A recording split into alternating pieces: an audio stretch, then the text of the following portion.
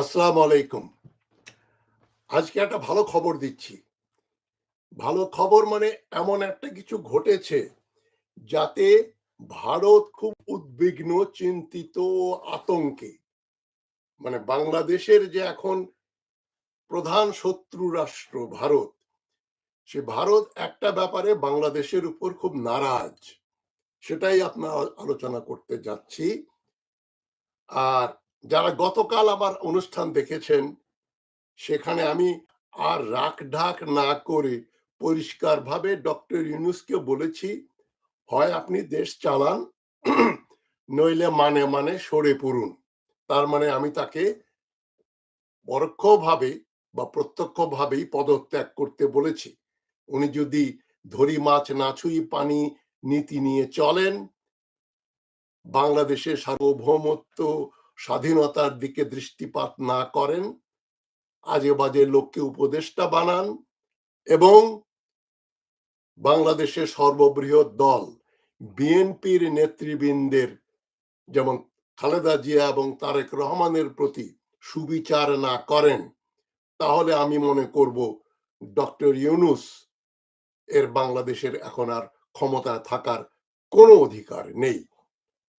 উনি ভালো মানুষ হতে পারেন, আন্তর্জাতিক খ্যাতি সম্পন্ন বলে আমরা তাকে মনে করি, বাংলাদেশের জন্য উনি একটা অমূল্য সম্পদ। তবে তিনি গত ১০০ দিনে যা করেছেন তার অনেক কিছুই বাংলাদেশের মানুষ যা আশা করেছিল সেরূপ উনি করতে ব্যর্থ হয়েছে। যে ভালো খবরটা আজকে আপনাদেরকে আমরা দিচ্ছি,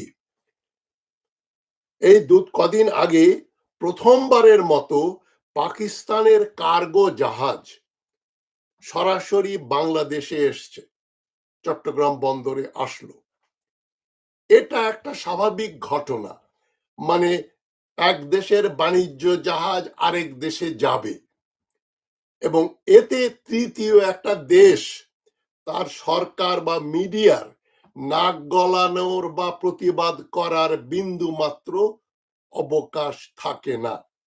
আমরা কি বলি নাকি ভারত ইসরায়েলের সঙ্গে ব্যবসা করছে, ভারত চীনের সঙ্গে ব্যবসা করছে, রাশিয়ার সঙ্গে ব্যবসা করছে, জাহাজ আসছে তাদের, ভারতীয় জাহাজ সেখানে যাচ্ছে, এটা তাদের অভ্যন্তরীণ ব্যাপার। বাংলাদেশ কার সঙ্গে বাণিজ্য করবে আর না করবে আপনারাই বলেন ভাই, এতে ভারতের কেন এত গা জ্বালা করছে? তারা যেচে উপদেশ দিচ্ছে, গালাগাল করছে, অশ্লীল ভাষা গালাগালি করছে। ওই খবর কাগজে খবর এসছে, তারা আবার অনেকেই কমেন্ট করছে, বাংলাদেশকে বলছে কাংলাদেশ, মানে কাঙ্গাল। আরে নির্বোধেরা জানে না, ভারতীয় নির্বোধেরা জানে না, অমর্ত্য সেন তো জানেন। অমর্ত্য সেন কি বলেছেন সেটা শোনা উচিত, যে এখন বেশ কয়েক বছর আগেই বলেছেন যে বাংলাদেশের মাথাপিছু আয় ভারতের চেয়ে বেশি, পার ক্যাপিটা ইনকাম আমাদের ভারতের চাইতে উপরে। আবার হিউম্যান ডেভেলপমেন্ট ইন্ডেক্স, এইচডিআই, এই যে মানুষের আয়ু, তাদের স্বাস্থ্য, শিশু মৃত্যুর হার, এই দিক দিয়ে দেখলেও বাংলাদেশ পাকিস্তানের ভারতের উপরে, পাকিস্তানেরও উপরে, ভারতেরও উপরে, নেপালেরও উপরে, আফগানিস্তানের উপরে বাংলাদেশের অবস্থান পার ক্যাপিটা ইনকাম এবং হিউম্যান ডেভেলপমেন্ট ইন্ডেক্স অনুযায়ী। তারপরে তারা আমাদের বলছে বাংলাদেশ। এখন যে ঘটনাটা ঘটলো সেটা আমি আপনাদের একটা, ওদের ইন্ডিয়ার সবচাইতে পুরনো পত্রিকা, দৈনিক পত্রিকা দ্য টাইমস অফ ইন্ডিয়া, যেটা বোম্বাইতে 1838 সালে শুরু হয়েছে, মানে আজ থেকে কত বহু প্রায় মানে 200 বছর আগের পত্রিকা। সেই পত্রিকায় বিরাট একটা নিউজ এসছে, শুধু টাইমস অফ ইন্ডিয়াতেই না, ইন্ডিয়ান এক্সপ্রেস সহ আরো বহু পত্রিকায়, ব্লগে এবং বিভিন্ন জায়গায় ছেয়ে গেছে একটা নিউজ, যে এই বুধবার, মানে বুধবার 13 তারিখে বাংলাদেশে প্রথমবারের মতো প্রত্যক্ষভাবে ডাইরেক্টলি সরাসরি পাকিস্তানি বাণিজ্য জাহাজ এসছে, যুদ্ধের জাহাজ না। আরে যুদ্ধ জাহাজও তো আসবে, বিভিন্ন দেশের নেভির জাহাজ এক দেশ থেকে আরেক দেশে যায়, তো পাকিস্তানের জাহাজ আসবে, পাকিস্তান থেকে আমরা অস্ত্র কিনবো, এ ধরনের এগ্রিমেন্ট তো হচ্ছে। ওদের খুবই উন্নত জঙ্গি বিমান JF-17, ওটা তো বাংলাদেশ কিনবে, পৃথিবীর বিভিন্ন দেশ কিনছে, ইরানও কিনতে যাচ্ছে পাকিস্তানি ফাইটার জেট, আজারবাইজান কিনেছে, মালয়েশিয়া কিনবে, মিয়ানমার কিনছে, আফ্রিকারও নাইজেরিয়া কিনেছে, আমরাও কিনবো। সুতরাং আমরা যেখান থেকে ইচ্ছা আমাদের অস্ত্র কিনবো, যার সঙ্গে খুশি আমরা ব্যবসা বাণিজ্য করব, তাতে ভারতের কি যায় আসে? এটা কি ভারতের অঙ্গরাজ্য? এটা কি আসাম না মেঘালয়? এটা বাংলাদেশ। এটা বাংলাদেশে ভারতপন্থীরা স্বীকার করে না।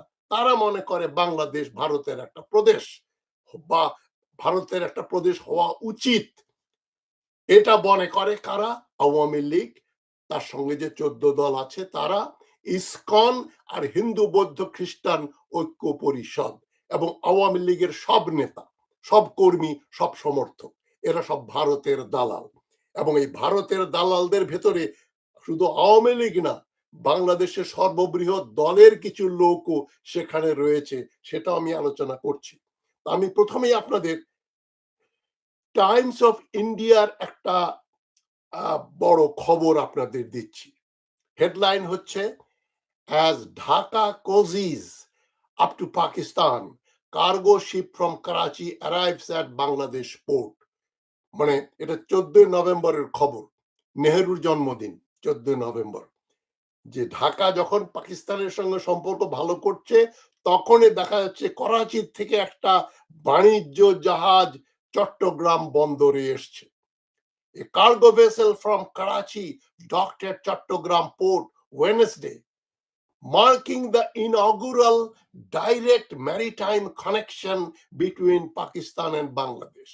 এই ডাইরেক্ট ম্যারিটাইম কানেকশন হচ্ছে ভারতের সঙ্গে পাকিস্তানের সঙ্গে বাংলাদেশের, এটা তথ্য। This underscores the Muhammad Yunus-led interim government's shift in regional approach, as it has been working to strengthen ties with Pakistan, a country held responsible by many in Bangladesh for mass atrocities during the 1971 Liberation War. ঘুরে ফিরে ইন্ডিয়ার সেই মহা অস্ত্র, 71 সালে যেই পাকিস্তান বাংলাদেশকে অত্যাচার করেছিল বাংলাদেশের উপরে, তাদের সঙ্গে মোহাম্মদ ইউনূসের এই সরকার, অন্তর্বর্তীকালীন সরকার, তারা খুব মাখামাখি করছে, এবং তাদের জাহাজ বাংলাদেশে এসছে, কার্গো জাহাজ, এটা একটা গুরুত্বপূর্ণ ব্যাপার। এটা আদৌ কোনো গুরুত্বপূর্ণ ব্যাপার নয়, আতঙ্কিত হবার মতো কোনো ব্যাপার তো বটেই না। বাংলাদেশ পাকিস্তানের সঙ্গে ব্যবসা করবে, জিনিস কিনবে, আমাদের আমরা আমাদের জিনিস পাঠাবো, তারা তাদের জিনিস পাঠাবে। আরে বাবা, পৃথিবীর সমস্ত ডিপ্লোম্যাটিক রিলেশনস এবং যুদ্ধের কারণ হচ্ছে বাণিজ্য। আমি যেটা বারবার বলছি, আমি আমার নিজের থিওরি এটা, অল ওয়ার্স আর ট্রেড ওয়ার্স। পৃথিবীর যত যুদ্ধ এই গত 5000 বছর যাবৎ ইতিহাসে আমরা যা জানি, এবং যত হচ্ছে এবং হবে, সব যুদ্ধের মূল হচ্ছে অর্থনৈতিক কারণ, বাণিজ্য, ট্রেড রুটস, র ম্যাটেরিয়ালস। এই জন্য এক দেশের সঙ্গে আরেক দেশের যুদ্ধ হয়। অন্য কোনো আদর্শ, ধর্ম বলেন, জাতীয়তাবাদ বলেন, অন্য কোনো কিছুর জন্য পৃথিবীতে কোনোদিন যুদ্ধ হয় না। এটা নিয়ে বিশদ আলোচনার অবকাশ আছে, এবং যেটা করলে শুনবেন না কেউ, সেই জন্য আমি করব না। তবে আমি যেটা বলছি, বাংলাদেশের সঙ্গে পাকিস্তানের বাণিজ্য চুক্তি হয়েছে, তারা জাহাজ আসবে, এতে অবাক হবার কি আছে? আমি আবার পড়ছি টাইমস অফ ইন্ডিয়া থেকে। The ship arrived amid politically sensitive environment in Bangladesh, where the government's recent moves have stirred both support and opposition. মানে এই জাহাজটা এমন এক সময় আসলো যখন বাংলাদেশের অবস্থা খুবই সেন্সিটিভ একটা এনভায়রনমেন্ট, নাকি খুবই নাকি একটা, যেটাকে সেন্সিটিভ বলে, মানে সেন্সিটিভ, মানে সেন্সিটিভটা আমি বলছি, আপনারা মানেটা খুঁজে নেবেন। সেন্সিটিভ এনভায়রনমেন্ট মানে যেটা খুব নর্মাল এনভায়রনমেন্ট নাকি বাংলাদেশে নাই। This comprises efforts to remove symbols of the 1970 war. এই ব্যবসার যে আয়োজন করছে পাকিস্তান এবং বাংলাদেশ, এটা নাকি 1971 সালের স্বাধীনতা যুদ্ধের যে সিম্বলস তাকে সরিয়ে দেয়া হচ্ছে, এবং including portraits of Bangladesh's founding president Sheikh Mujibur Rahman since an uprising ousted Prime Minister Sheikh Hasina government 15 years in August. এই যে 1971 স্মৃতি নাকি মুছে ফেলার চেষ্টা করা হচ্ছে, যেমনটি আমরা দেখলাম এই শেখ হাসিনার অপসারণের পরে, 15 বছর পরে তার অপসারণের পরে বাংলাদেশের জাতির পিতা নাকি শেখ মুজিবুর রহমানের মূর্তি ভেঙে ফেলা হলো, ছবি নষ্ট করা হলো। আরে ধান বানতে শিবের গীত। বাংলাদেশের বন্দরে পাকিস্তানের বাণিজ্য জাহাজ এসছে। আমরা তো চাইবো পাকিস্তান থেকে বাংলাদেশের সার্বভৌমত্ব রক্ষার জন্য যুদ্ধ জাহাজ আসবে, ট্যাঙ্ক আসবে, বিমান আসবে, দরকার হলে আমরা পাকিস্তানের কাছ থেকে আণবিক অস্ত্র নিয়ে আসব, পারমাণবিক অস্ত্র আনবো, যেটা ঢাকা বিশ্ববিদ্যালয়ের প্রাক্তন অধ্যাপক আমার বন্ধু প্রফেসর শহীদুজ্জামান খুব সুন্দর করে বলেছিলেন যে পাকিস্তানের সঙ্গে বাংলাদেশের এখন নিউক্লিয়ার সিকিউরিটি ট্রিটি করা উচিত, ওদের নিউক্লিয়ার আমব্রেলা আমাদের দরকার।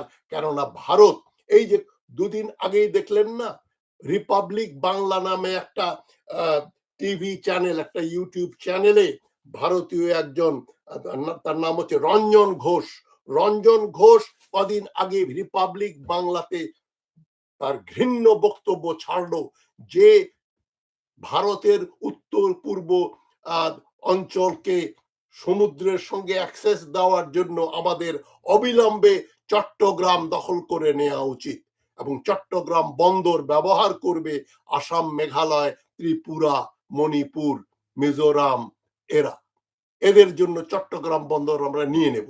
মানে প্রত্যক্ষভাবে বাংলাদেশ একটা স্বাধীন দেশ, সেই দেশের দ্বিতীয় বৃহত্তম শহর এবং সবচেয়ে বড় নৌ বন্দর চট্টগ্রাম, এটা ভারত দখল করে ফেলবে। কেননা তাদের নর্থ ইস্ট ল্যান্ডলকড। আরে পৃথিবীর বহু দেশ তো ল্যান্ডলকড আছে, নেপাল ল্যান্ডলকড, ভুটান ল্যান্ডলকড, তারা সমুদ্রে অ্যাক্সেস নাই। নেপাল বলবে নাকি যে আমরা এখন কলকাতা বন্দর আমরা দখল করে ফেলবো, আমাদের যুদ্ধ করে ভারতের সঙ্গে নিয়ে নেব, কারণ আমরা কোথাও যেতে পারি না? ভুটান কি ভারতকে বলতে পারে যে আমাদের তো সমুদ্র বন্দর নাই, তোমাদের কলকাতা বন্দর যাওয়ার জন্য আমরা এখন তোমাদের অঞ্চল নিয়ে নেব? মানে ক্ষমতা থাকলে তাই করতো ভুটান, তাই নাকি? তাহলে তো উজবেকিস্তান, কিরগিজস্তান, কাজাকিস্তান, তুর্কমেনিস্তান, এই যতগুলো স্থান আছে সবগুলো ল্যান্ডলকড, তারা তো তাহলে বিভিন্ন দেশের বন্দর দখল করে ফেলবে, রাশিয়ার কাছ থেকে অন্যের কাছ থেকে দখল করে ফেলবে।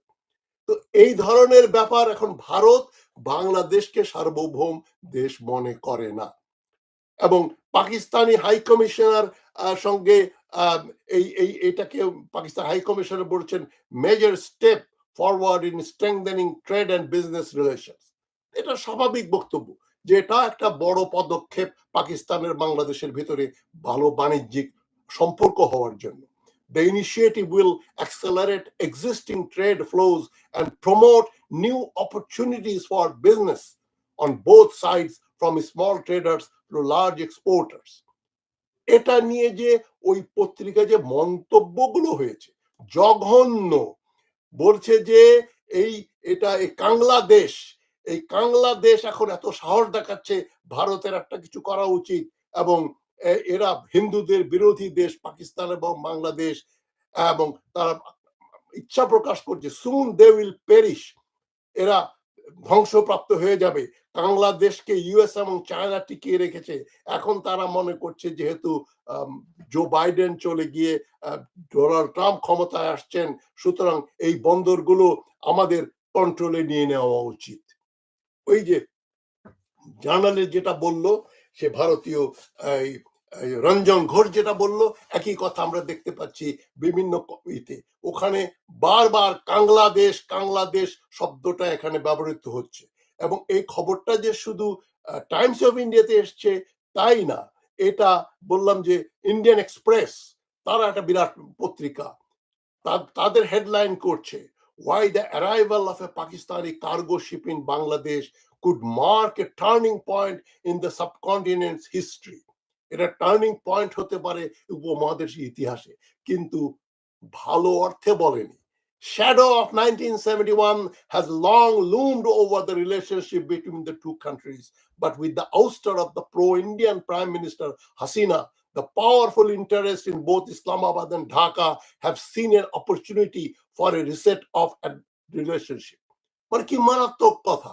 1971 কথা মনে রাখতে হবে, এবং ভারতপন্থী বলছে, ডাইরেক্টলি বলছে, pro Indian prime minister Hasina. এই যে আওয়ামী লীগার যারা বলে হাসিনা ভারতপন্থী ছিলেন না, এর প্রমাণ হচ্ছে ইন্ডিয়ান এক্সপ্রেস পর্যন্ত বলছে ভারতপন্থী শেখ হাসিনার অপসারণের উৎখাতের পরেই ঢাকা এবং ইসলামাবাদ অনেক কাছে চলে এসছে। এই যে পাকিস্তানের প্রধানমন্ত্রী শাহবাজ শরীফের সঙ্গে ডক্টর ইউনূস নিউ ইয়র্কে দেখা করলেন 25শে সেপ্টেম্বর, সেটা নিয়েও একটা বিরাট খবর যে দেখেছো বাংলাদেশের প্রধান উপদেষ্টা ডক্টর ইউনূস পাকিস্তানের প্রধানমন্ত্রী শাহবাজ শরীফের সঙ্গে হাত মেলাচ্ছেন, একসঙ্গে ছবি তুলছেন। মানে উদ্ভট ব্যাপার, যেন অমুকের বউ দেখেছো, ও সেদিন বিয়ে হলো, সে আরেকজনের সঙ্গে ছবি তুলছে, আরেকজনের সঙ্গে হাতে হাত মিলিয়ে কাঁধে কাঁধ ধরে হেঁটে যাচ্ছে, যেন একটা পরকীয়া রিলেশনশিপ হচ্ছে। বাংলাদেশ ভারতকে না জানিয়ে পাকিস্তানের সঙ্গে সম্পর্ক করছে। ইন্ডিয়ান এক্সপ্রেস পত্রিকা সে ছবিও দিয়েছে চিফ অ্যাডভাইজার এবং এই শাহবাজ শরীফের, এবং বলছে a cargo ship from Karachi docked at Chattogram March 13, marking the first ever direct maritime contact between Pakistan and Bangladesh. তো এই যে তাদের আতঙ্ক এবং ঘৃণা, আতঙ্কর চাইতেও ঘৃণা এবং লোভ এখানে একেবারে সবচাইতে বড় ফ্যাক্টর হয়ে দাঁড়িয়েছে। হ্যাঁ, বাংলাদেশ এখন পাকিস্তানের সঙ্গে ব্যবসা করবে, তার মানে আমাদের পেঁয়াজের ক্রাইসিস হলে বা ডিমের ক্রাইসিস হলে আমরা পাকিস্তান থেকে ডিম আনবো বা পেঁয়াজ আনবো বা মাল মশলা আনবো, যেগুলো ভারত আমাদের রপ্তানি করে, আমাদেরকে দেয়। আমি দেখেন, যখন ভারতীয় পণ্য বর্জন আন্দোলন তুঙ্গে, হাসিনা যখন ক্ষমতায়, আমি কিন্তু ওটার বিরোধিতা করেছি। এখন বুঝবেন আমি কেন ভারতীয় পণ্য বর্জনের বিরোধিতা করেছি, কেননা আমি মনে করি, তখনও মনে করতাম, যে ভারতীয় সবচাইতে বড় পণ্য হচ্ছে শেখ হাসিনা। তাকে না সরিয়ে ভারতের তেল, সাবান, শ্যাম্পু, বিস্কুট বর্জন করলে আমাদের কিছু আসবে যাবে না, কোনো লাভ হবে না। আর ভারতের বড় বড় পণ্য, ট্রাক, বাস, কেমিক্যালস, এগুলো যদি আসা বন্ধ না করি, শুধু ভারতের তেল সাবান বর্জন করলে হাসিনাকে সরানো যাবে না। হাসিনাকে সরাতে এক দফা লাগবে, বারবার বলেছি আমি, এক দফা লগি বৈঠা লাগবে, বঙ্গভবন, গণভবন দখল করতে হবে, সংসদ দখল করতে হবে। আমার ছাত্ররা সেটা করে দেখিয়েছে। সুতরাং যারা আমার বিরুদ্ধে বিষোদ্গার করেছে, এই যে নাগরিক টিভির 3 ক্লাউন যারা চাঁদাবাজ, তারা পর্যন্ত আমাকে বলেছে, জানেন না উনার তো জন্ম ভারতে, উনি তো উর্দু ভাষী, উনি একেবারে ভারতের বন্ধু, বাংলাদেশ বিরোধী, ভারতপন্থী তাজ হাসমি। তাদের মুখে এখন নিশ্চয়ই ছাই পড়েছে। আমি তো বলি যে বাংলাদেশের এখন পাকিস্তানের সঙ্গে আণবিক চুক্তি করা দরকার। পাকিস্তান থেকে যত রকম মারণাস্ত্র আছে কিনে আনা উচিত, এবং আমাদের 10 ডিভিশন সৈন্য আছে, এটা ভারতকে প্রতিহত করার জন্য more than enough, provided we have a good general, provided আমাদের দেশপ্রেমিক ভারত বিরোধী সেনা অফিসাররা বাংলাদেশ আর্মি, নেভি, এয়ারফোর্স নিয়ন্ত্রণ করেন। দুর্ভাগ্যবশত এখনো ভারতপন্থী আওয়ামীপন্থী ওয়াকারেরা, জেনারেল ওয়াকার এবং তার সহযোগীরা এখনো জেঁকে বসে আছে। আমি বারবার বলছি, এরা বিশ্বাসঘাতকতা করতে পারে, আমি এদের বিশ্বাস করি না। আর দেখেন, ভারত যে এই খেলাটা খেলছে, সূক্ষ্ম খেলাটা কিন্তু বাংলাদেশের প্রতিষ্ঠিত রাজনীতিবিদরা খেলছেন খুব সূক্ষ্মভাবে। তাদের একজন হচ্ছে গণধিকৃত আমির খসরু মাহমুদ চৌধুরী, যিনি তাইওয়ানের কাছে $1 মিলিয়ন ঘুষ খেয়েছিলেন 2004 সালে, করে তাইওয়ানকে ভিসা অফিস করতে দিয়েছিল ঢাকায়, যার জন্য চীনের সঙ্গে বিএনপির সম্পর্ক এখনো ভালো হয়নি। এই আমির খসরু মাহমুদ চৌধুরী কয়েকদিন আগে আবার গেলেন কুখ্যাত অমিত শাহের সঙ্গে সাক্ষাৎ করতে। কি আলাপ করতে? খসরু সাহেব বলেন না কি বলেছে অমিত শাহ? কেমন আছেন, ভালো আছেন, দেখা করতে আসলাম, ভাবলাম যে বহুদিন ভারত আসি না, সেই কথা বলতে গিয়েছিলেন? নাকি এটা বলতে গিয়েছিলেন যে আওয়ামী লীগ তো এখন ডিসক্রেডিটেড, ভারতপন্থী, আমরা 2018-তে আমার সঙ্গে দেখা করেছিলাম নির্বাচনের আগে, যে আমাদেরকে সুযোগ দিলে আমরাও কিন্তু আপনাদের পা চেটে পরিষ্কার করে দেব, আমাদেরকে আপনারা ক্ষমতায় আসার সুযোগ দিন। এখন সুবর্ণ সুযোগ, হাসিনা আওয়ামী লীগ ডিসক্রেডিটেড, আমরা তো আছি, আমরা বিএনপি, তারেক রহমানকে আসতে দেব না, আমরা নিয়ন্ত্রণ করে নির্বাচন করে ডক্টর ইউনূস চলে যাওয়ার পরে ক্ষমতায় আসব, ভারত বাংলাদেশ আবার ভাই ভাই হয়ে যাবে, আওয়ামী লীগও থাকবে, ভারতের ইন্টারেস্টও থাকবে, ইসকনও থাকবে, বৌদ্ধ হিন্দু বৌদ্ধ খ্রিস্টান ঐক্য পরিষদও থাকবে। এটাই তো বলতে গেছেন, যে যে অমিত শাহ বাংলাদেশিদের বলে টার্মাইট, টার্মাইট বলেছে, মুই পোকা বলেছে, বাংলাদেশি নাকি ভারতে অনুপ্রবেশ করে, এটাই হচ্ছে ভারতের প্রোপাগান্ডা। আর তার সঙ্গে দেখা করে কিভাবে বিএনপির নেতৃবৃন্দ, আমি ভাই বুঝি না। আমি বুঝি ব্যাপারটা হচ্ছে যে এরা ভারতপন্থী, আওয়ামী লীগকে নিষিদ্ধ করার ব্যাপারে তাই আমির খসরু মাহমুদ চৌধুরী এবং মির্জা ফখরুল ইসলাম সাহেবের ঘোর আপত্তি। তারা চায় না আওয়ামী লীগ নিষিদ্ধ হোক, তারা একটা ধোয়া তুলেছে, আজকে আওয়ামী লীগ নিষিদ্ধ করলে কালকে বিএনপি নিষিদ্ধ করবে। আরে বিএনপি কি আর আওয়ামী লীগ কি এক জিনিস নাকি? আরে বিএনপি কি, তারা নিজেরাই বিএনপি কে টেনে একটা সন্ত্রাসী দল হিসাবে পরিচিত করা দিতে চাচ্ছে, যে বিএনপি আওয়ামী লীগ তো একই জিনিস, আজকে আওয়ামী লীগ নিষিদ্ধ করবে, কালকে বিএনপি নিষিদ্ধ করবে।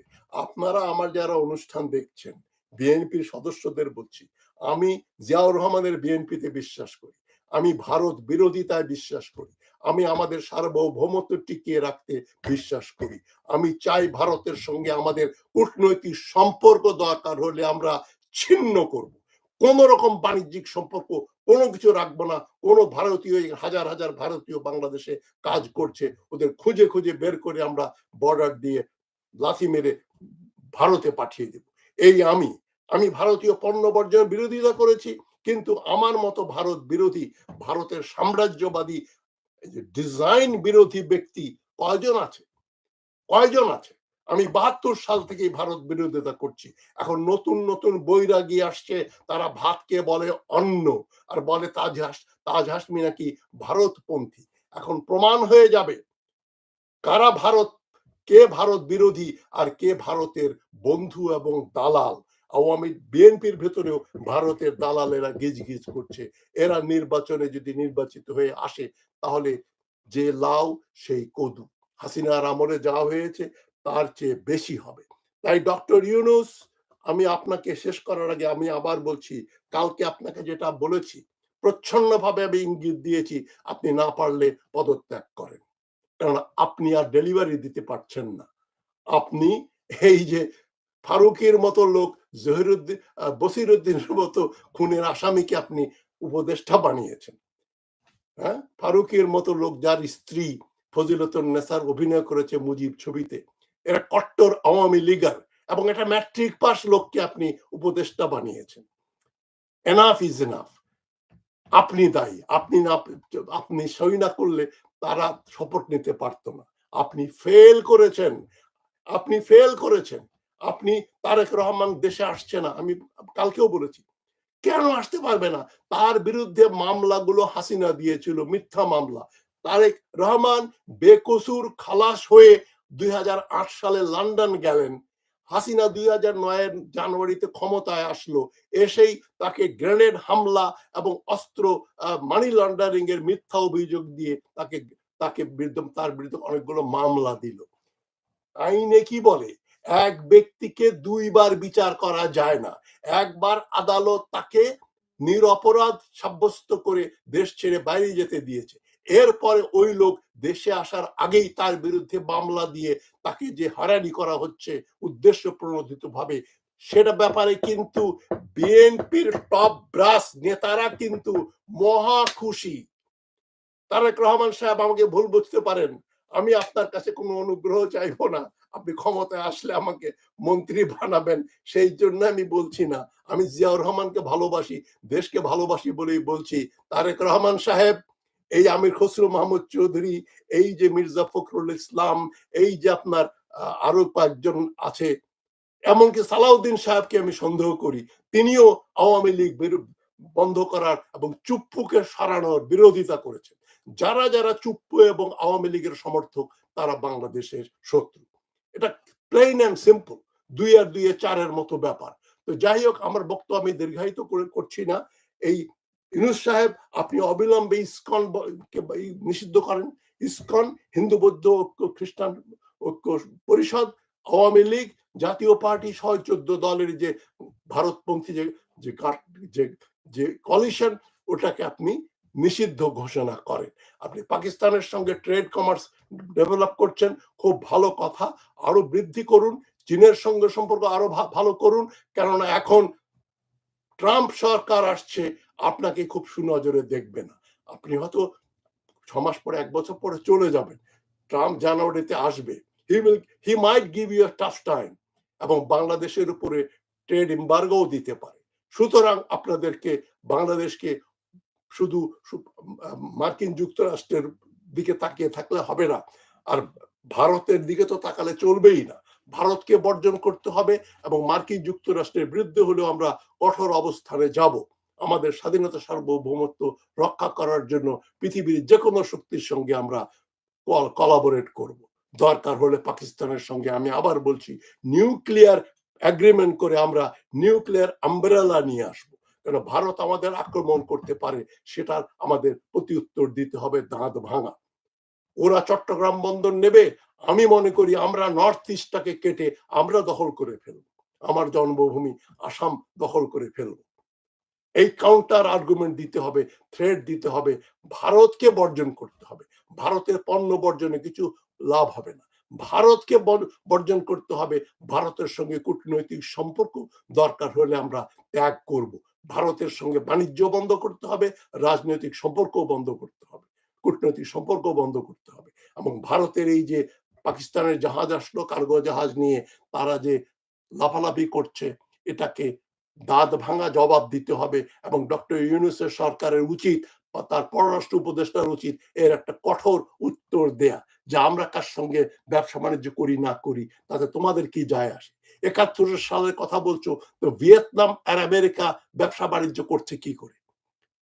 জাপান হিরোশিমা নাগাসাকির পরে জাপানের সঙ্গে আমেরিকার যদি সখ্যতা থাকতে পারে, তাহলে 71 সালে পাকিস্তানের সঙ্গে আমাদের যুদ্ধ করে আমরা স্বাধীন হয়েছি। এরপরে ওই গন্ডগোল তো সেদিনই শেষ, 16ই ডিসেম্বর সব মিটমাট হয়ে গেছে। এরপরে আবার ওইটাকে ধরে নিয়ে এসে, এবং জনধিকৃত শেখ মুজিবুর রহমানকে তো ইউনূস সাহেব টেনে নামাননি, ছাত্র জনতা। আমি ছাত্র জনতা এবং সমন্বয়কদের বলছি, তোমরা সাবধান থাকো, তোমাদের নাকের ডগার উপর দিয়ে ইউনূস সরকার যেটা করছেন সেটাকে বাধা দাও, এবং তাকে বলো উনি চুপ্পুকে সরিয়ে যেন অবিলম্বে রাষ্ট্রপতির আসনে বসেন, এবং বিএনপি সহ যত যত লোকের বিরুদ্ধে মামলা আছে ওগুলো প্রত্যাহার করতে হবে। আমার বিরুদ্ধে তো মামলা আছে, প্রথম 3 জনের বিরুদ্ধে যে মামলা হয়েছিল, সে মামলার তো আমিও একজন আসামি, পিনাকি ভট্টাচার্য, ফয়সাল রেজা চৌধুরী, তাজ হাসমি। সুতরাং আমি তো আমার কথা বলছি না, আমার মামলা রেখে দেন, আমার যাওয়ার দরকার নেই। তারেক রহমানের মামলা উইথড্র করেন, তাকে নিয়ে আসেন, এবং বাংলাদেশের ভবিষ্যতের নেতৃত্বের ভার তাদের হাতে যাবে। ভারতপন্থী বিএনপিদের হাতে যেন ক্ষমতা না যায়, সেই জন্য ছাত্র জনতাকে বলছি, বিএনপি গ্রাসরুটস এর সবাইকে বলছি, তোমরা সাবধান। ভালো থাকবেন সবাই।